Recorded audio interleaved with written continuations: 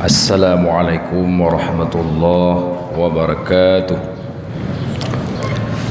Alhamdulillahi rabbil alamin.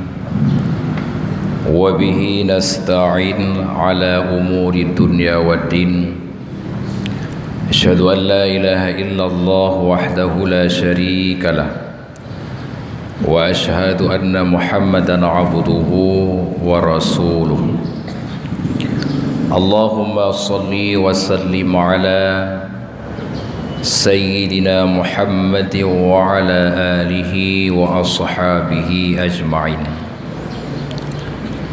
Amma ba'du, faqala Allah subhanahu wa ta'ala fil Qur'anil Karim wa huwa asdaqul qailin.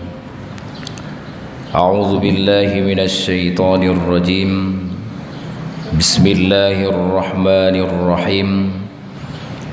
Yarfa'illahu allazina amanu minkum wallazina utul ilma darajat. Sadaqallahul azim. Wa qala ta'ala fi ayatil ukhra, innamal mu'minuna allazina amanu billahi wa rasulih thumma lam yartabu wajahidu fi sabilillahi bi amwalihim wa anfusihim humus sadiqun. Sadaqallahul azim. Para hadirin dan hadirah, gure-gure ulun tuan dan para urusi ulun tuan yang dirahmati oleh Allah, pada pagi yang berbahagia ini, marilah sama-sama kita mengkaji dan membahas kriteria-kriteria orang yang diangkat derajatnya oleh Allah Subhanahu wa ta'ala. Pertama, derajat semasa di dunia dan derajat kelak nanti di hari kiamat. Yang pertama, Allah Subhanahu wa ta'ala berfirman dalam Al-Quran, yarfa'illahu allazina amanu minkum. Allah mengangkat derajat-derajat orang-orang amanu minkum, yang beriman sebahagian daripada kamu. Wallazina utul ilma darajat, dan juga Allah mengangkat derajat-derajat orang-orang yang diberikan ilmu. Darajah akan beberapa tingkatan.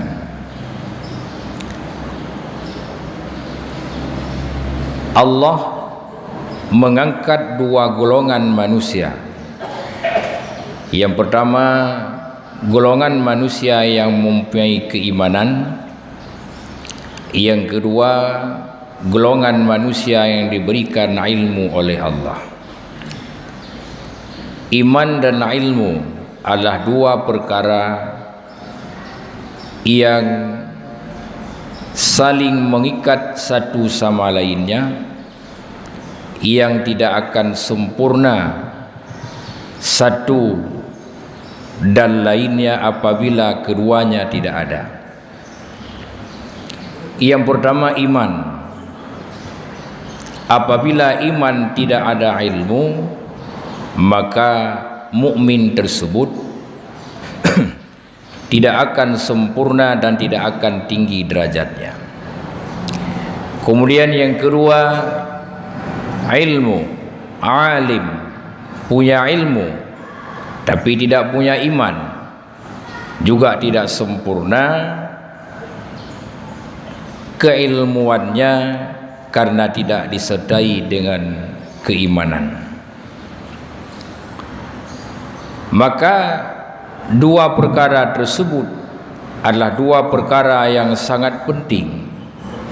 Iman dengan golongan-golongannya dan ilmu dengan golongan-golongannya, beda golongan, beda derajat. beda golongan iman, maka juga martabatnya pada pandangan Allah pun akan beda. Begitu juga dengan ilmu, beda pemahamannya, ketinggiannya dan kedalamannya, juga derajatnya pun beda pada pandangan Allah. Iman adalah keyakinan. Iman adalah hal yang tidak diiktisab atau diusaha, karena memang iman itu adalah anugerah Allah. Dari dasarnya, dari mulanya Allah telah memberikannya. Begitu juga dengan kategori-kategori orang mukmin. Ada orang mukmin yang siddiqin, ada orang mukmin yang syakirin, ada orang mukmin yang munafikin, ada orang mukmin yang kufrin. Mukmin itu banyak. Ada orang mukmin yang siddiqin, artinya orang yang benar, sesuai dengan firman Allah dalam surat An-Nahl. Allah mengatakan, innamal mu'minuna allazina amanu billahi wa rasulih thumma lam yartabu wajahidu fi sabilillahi bi amwalihim wa anfusihim humus shadiqun. Cuman, kata Allah, innama, adat hasar, artinya Allah menyimpan kriteria orang mukmin yang sebenarnya. Kata Allah, cuman orang yang beriman dengan Allah dan orang-orang yang beriman dengan Rasulullah. Summa lam yartabu, kemudian mereka tidak meragukan sedikit pun tentang Allah.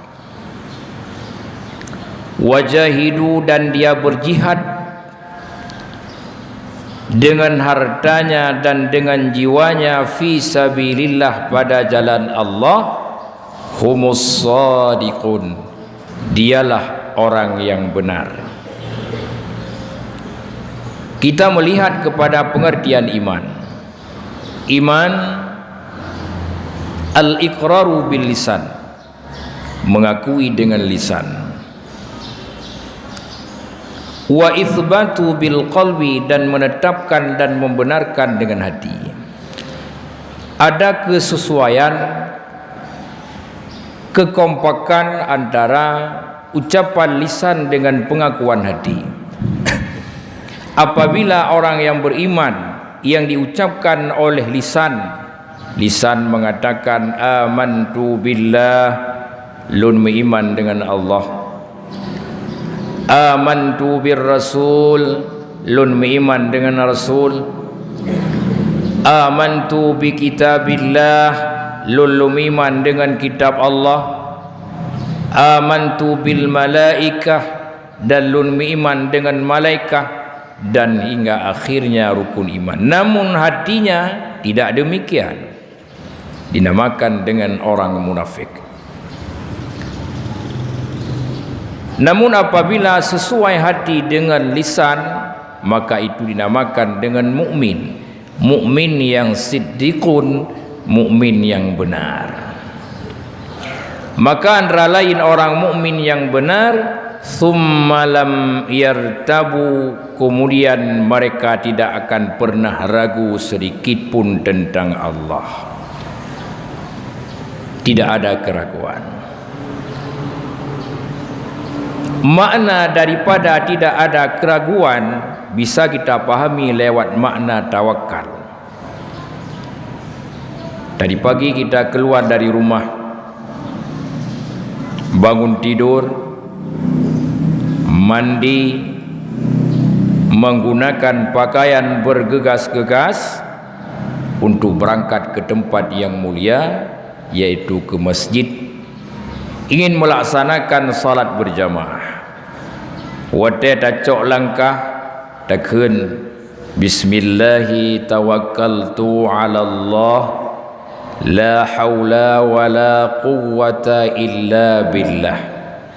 Bismillahi tawakkaltu, dengan nama Allah tawakkaltu, aku serahkan diriku. Pertama, nyawang gedayo terserahkan kepada Allah. Keluarga yang sejenak kita tinggalkan, kita serahkan kepada Allah. Ane purumo. Harta yang sejenak kita tinggalkan hanya untuk berangkat ke masjid, kita serahkan kepada Allah. Segala sesuatu, baik jiwa kita, baik harta kita, keluarga kita, segalanya tawakkaltu ala Allah, aku serahkan kepada Allah. Maka tawakal itu adalah makna lain daripada tidak ada keraguan terhadap Allah, tidak menoleh ke belakang, tidak meragukan ke depan. Itulah tawakal, penyerahan utuh, tidak ada campur tangan siapapun, hanya kita amanahkan, kita serahkan kepada sang pemilik manusia, yaitu Allah. Keraguan adalah hal yang sangat fatal dalam perihal keimanan terhadap Allah. Maka keraguan itu akan hilang apabila berdasarkan kepada ilmu ketauhidan.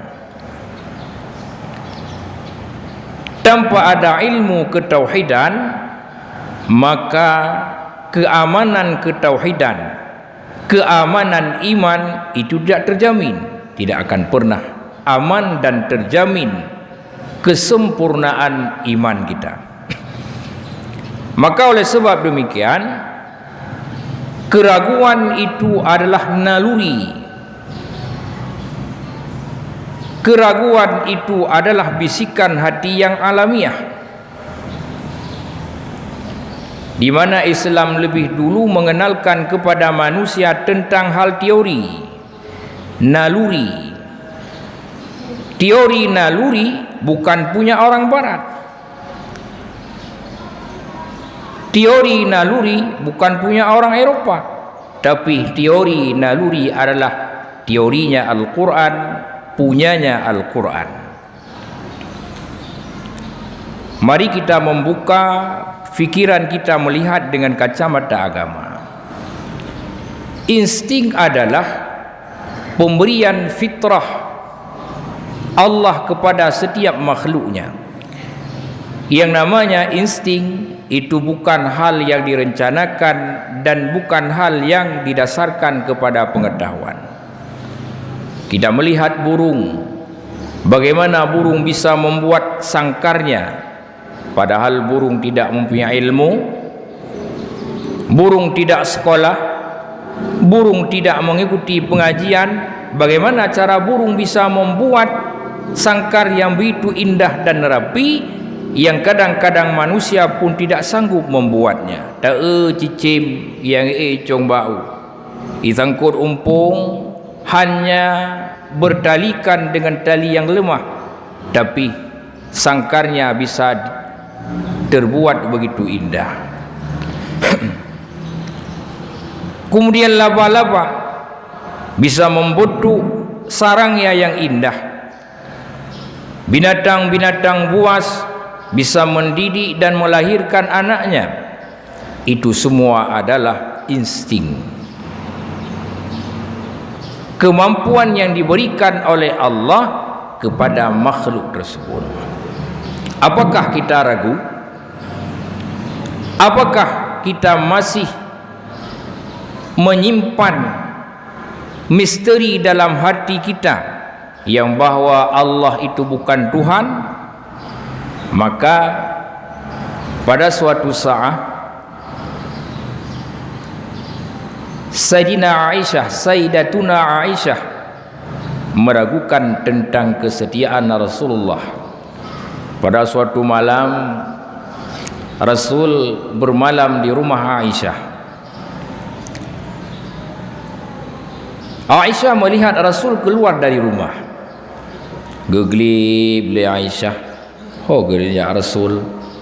Borokan Rasul ke semayang tahajud di rumah, melaksanakan salat malam di rumah. Tapi pada malam ini kenapa Rasul keluar? Karena rasa cinta yang dalam dan kuat Aisyah kepada Rasul, tumbuhlah keraguan Aisyah kepada Rasulullah.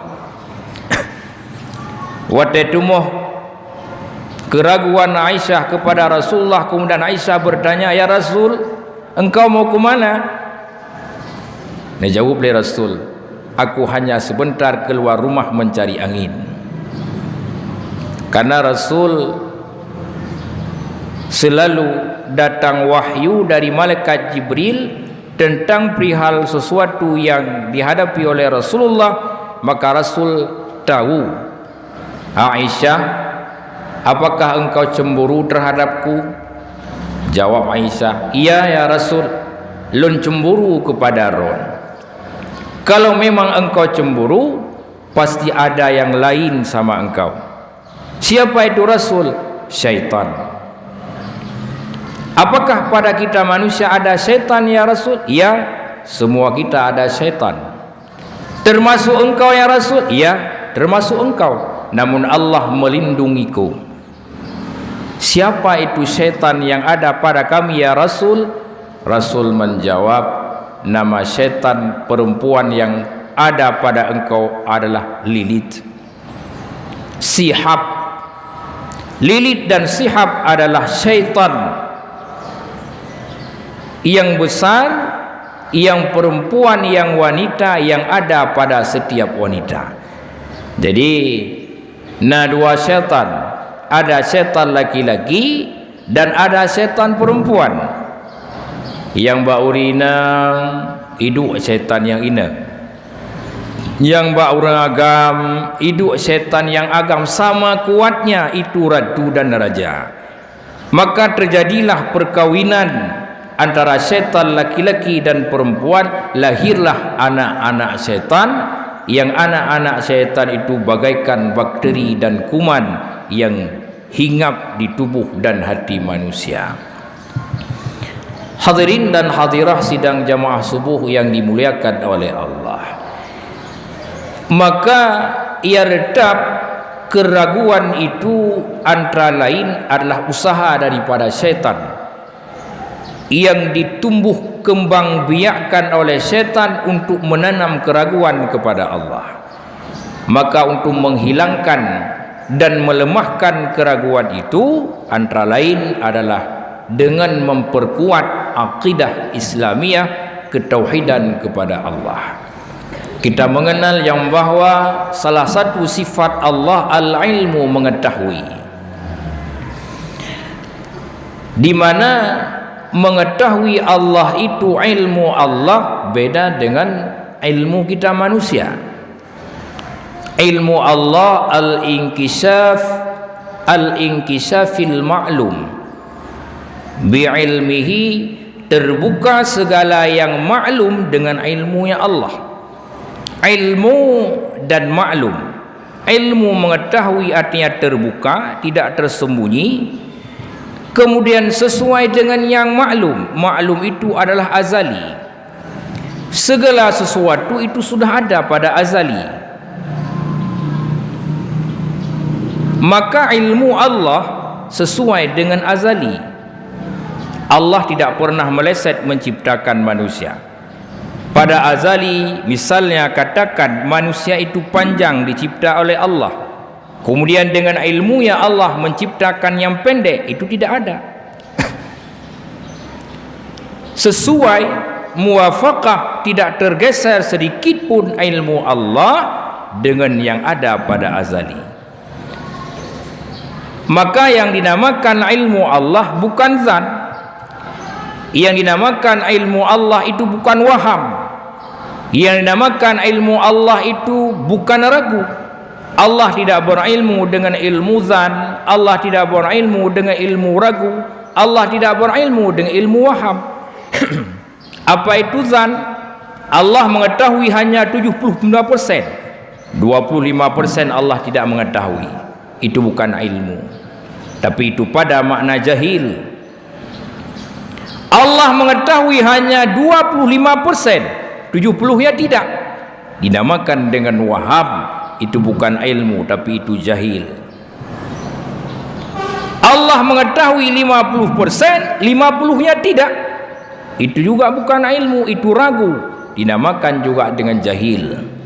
Maka ilmu Allah tidak dengan zan, tidak dengan waham, dan tidak dengan keraguan. Ilmu siapa juga? Ya ilmu kita manusia. Kita manusia dalam mengetahui sesuatu itu dengan zanniyah. Bagaimana zanniyah? Hanya keyakinan yang berdasarkan kepada makna zan. Misalnya salah satu contoh, dalam melakukan ibadah, pakaian kita harus bersih, suci. Kita harus mengetahui, meyakini bahwa pakaian kita suci. Mayohana tayakin pakaian suci hancah semayang. Qiblah harus kita yakin arah yang kita hadap. Yakin yang dimaksud adalah bermakna zan. Kepastian 100% tidak bisa dijamin, karena yang mengetahui persis Allah. Contoh, kita telah meyakini pakaian kita di rumah itu suci. Setelah dibersihkan, disetrika, dimasukkan dalam lemari oleh istri kita, kemudian kita memakai pergi ke masjid, yakin yang bahwa pakaian kita itu adalah pakaian yang suci. Apakah ada yang menjamin? Kita tahu bagaimana di jalannya pakaian dan kain kita, tidak ada yang tahu. Yang tahu hanya Allah. Maka keyakinan yang ada pada manusia itu dinamakan dengan zanniyah. Tidak ada kemampuan, tidak ada kekuatan untuk kita meyakini 100% tentang perihal yang kita alami, pengetahuan yang kita ketahui, termasuk hasil kajian-kajian para ahli, hasil kajian para ahli filsafah. Tauhid itu filsafah, ilmu usul fiqh itu filsafah, ilmu biologi itu filsafah, ilmu mantik, matematik, fisika, bahkan ilmu astronomi, astrologi, tentang ilmu perbintangan, itu semua filsafah didasarkan pada zanniyah, bukan pada yaqiniyah. Hadirin kaum muslimin sidang jamaah subuh yang dirahmati oleh Allah.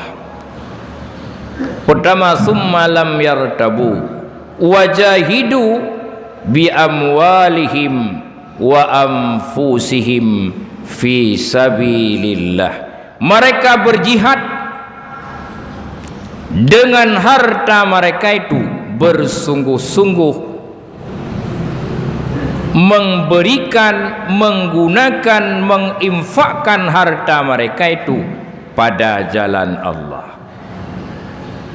Wa anfusihim, mereka menggadaikan jiwa mereka itu, rela badannya tertumpah darah, jiwanya, nyawanya melayang. Mereka rela mengkorbankan harta dan jiwanya fi sabilillah, pada jalan Allah. Pada jalan Allah itu bukan hanya saja berperang, menggunakan pedang, menggunakan kuda dan tombak, membunuh musuh dengan kekuatan. Tapi fisabilillah itu adalah jalan Allah. Menuju Allah itu banyak jalan, bukan hanya lewat jalan perang, bukan hanya lewat jalan ibadah, tapi banyak yang lain jalan-jalan yang menuju kepada Allah. Antara lain jalan-jalan yang menuju kepada Allah adalah menguatkan agama. Pertanyaan yang harus kita jawab bersama, Islam adalah agama kita. Kalau Islam adalah agama kita, yang menguatkan Islam itu siapa? Tentu jawabannya adalah kita. Jalan untuk menguatkan agama, kalau memang kita semua bertanggungjawab moral menguatkan agama, dengan apa harus kita kuatkan? Maka jawabannya bervariasi. Ada sebahagian kita punya kemampuan harta, materi, maka dia berkewajiban menguatkan agama dengan harta. Hari ini harus kita akui yang bahwa orang Islam melemah, orang non-Muslim menguat. Dengan kekuatan aliran-aliran yang didukung oleh donatur-donatur yang besar, yang tidak terlepas daripada perencanaan Yahudi dan Nasrani, Islam sengaja dipecah belah. Mari kita melihat kenapa paham yang baru masuk ke negara kita, khususnya ke Aceh, mereka bisa cepat menguat. Kenapa lembaga-lembaga non-Muslim atau aliran-aliran yang dilarang dalam agama dan oleh negara, yang mereka hanya minoritas tapi cepat berkembang dan kuat? Jawabannya karena dukungan daripada biaya atau donatur yang memberikan biaya yang banyak. Pengraya dengan biaya yang besar, mereka mampu membeli iman orang mukmin. Dengan biaya yang banyak, mereka sanggup membeli jiwa anak-anak kita. Apakah orang mukmin itu miskin? Tidak. Orang kita Islam hanya kasihin kaya. Contoh Aceh, orang Aceh zaman ke belah pesawat ke Indonesia hanya Sabah bermanuk, Pekan masih ke belah, padahal Pulau Jawa cukup raya. Pulau Aceh hanya kecil sanggup menyumbang pesawat terbang, sanggup menyumbang kapal laut. Emas yang sekian persen yang banyak yang ada di Monas itu punya orang Aceh. Bahkan karena semangat kesatuan. Nah, kenapa lembaga pendidikan Islam agamanya melemah di Aceh? Karena lemahnya orang Islam, karena tidak ada perhatiannya orang Islam. Pajan terkejut gedanya apabila Islam di Aceh seperti Islam yang ada di Spanyol, apabila Islam di Aceh seperti Islam yang ada di Turki. Maka gedanya urang-urang yang kaya harus na alternatif. Gedanya urang-urang yang na belanja benar pemikiran kibancara dengan kekayaan lunyo bisa menguatkan agama. Jangan hanya membantu masjid saja, jangan hanya menginfakkan harta untuk fakir miskin saja, tapi benar solusi dia orang kaya tak pedang sebuah lembaga pendidikan yang menguatkan agama.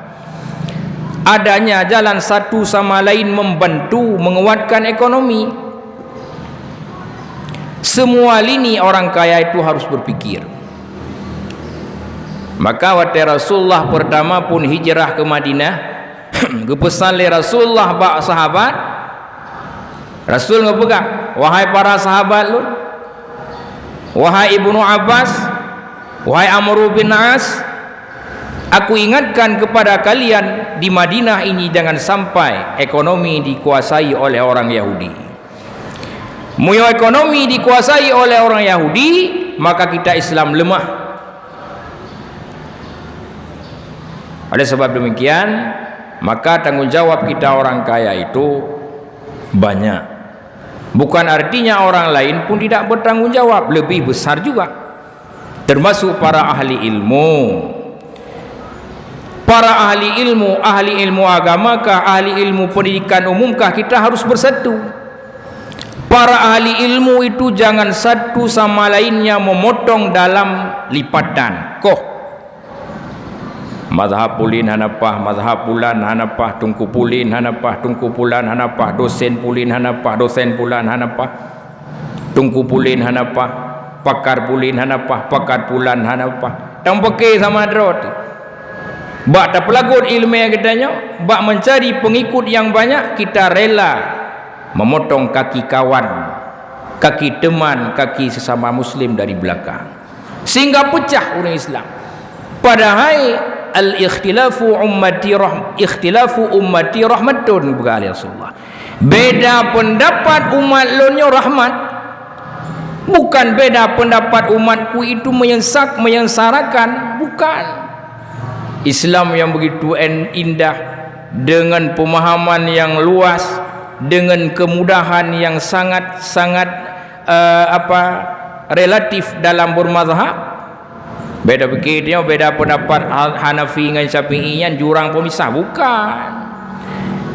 Beda pendapatnya Hambali dengan Maliki itu jurang pemisah, bukan. Malah mereka para Maliki Hanafi yang menyelamatkan kita Syafi'i dan menikah.